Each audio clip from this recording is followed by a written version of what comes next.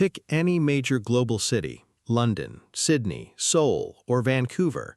Ask anyone under 35 if they believe they will ever own a home, and you will see the exact same look of defeat. The mainstream explanation we are always given is clean, comfortable, and simple. Economics 101.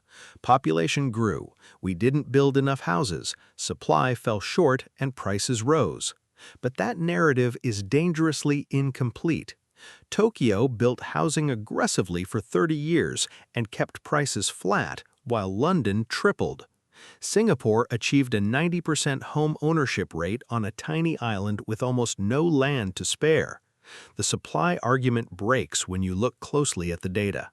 The real reason homes cost too much everywhere is not a shortage of bricks, it is about who owns the land underneath those bricks, and a system that locked ordinary people out of ownership.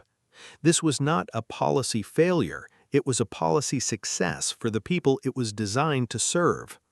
For most of the 20th century, a house was valued by what it cost to build, materials, labor, and the land beneath it.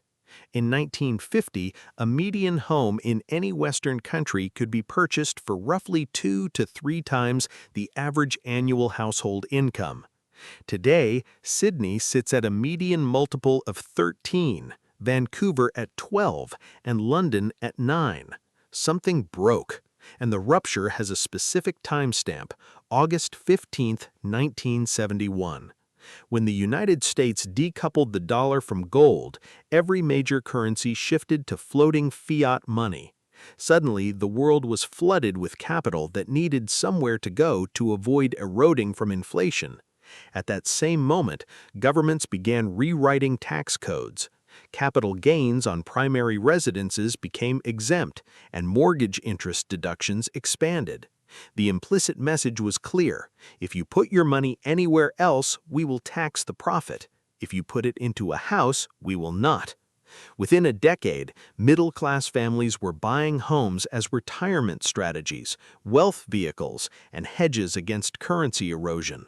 Housing became a leveraged financial instrument with a bedroom attached. Soon, real estate investment trusts scaled, and global pension funds began pouring institutional capital into residential properties. The home you wanted to buy was no longer competing with your neighbor's budget, it was competing with global funds hunting for yield.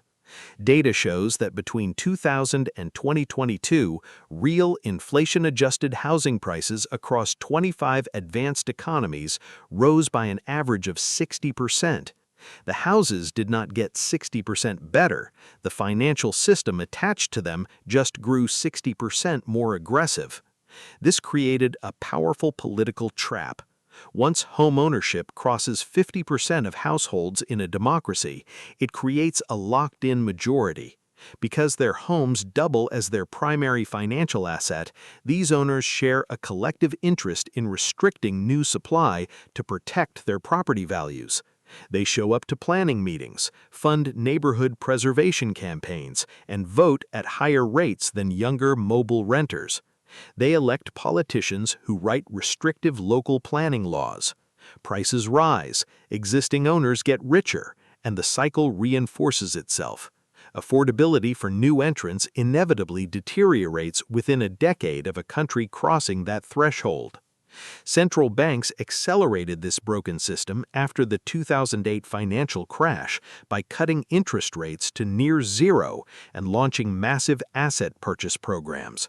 When money is cheap, it flows into fixed assets. Land does not grow, so prices skyrocket. Central bank policy inflated assets while wages stagnated, widening the wealth gap every single year. The tragedy is that the solution was found long ago. In 1879, political economist Henry George realized that as a community grows, the land beneath it appreciates entirely because of surrounding societal activity, schools, and transit. Yet the private landowner collects that unearned value while doing nothing to produce it. George proposed a single tax on land values, not on buildings, wages, or productive investments. When you tax land heavily, speculators stop sitting on empty lots. When you tax buildings lightly, developers build the supply people desperately need. Singapore used a version of this by keeping 90% of land under government ownership, keeping housing accessible. But in the West, this answer remains buried because the people it threatens are the voting Democratic majority. The machine built to transfer wealth from those who arrived late to those who arrived early is still running, continuously, and it is doing exactly what it was engineered to do.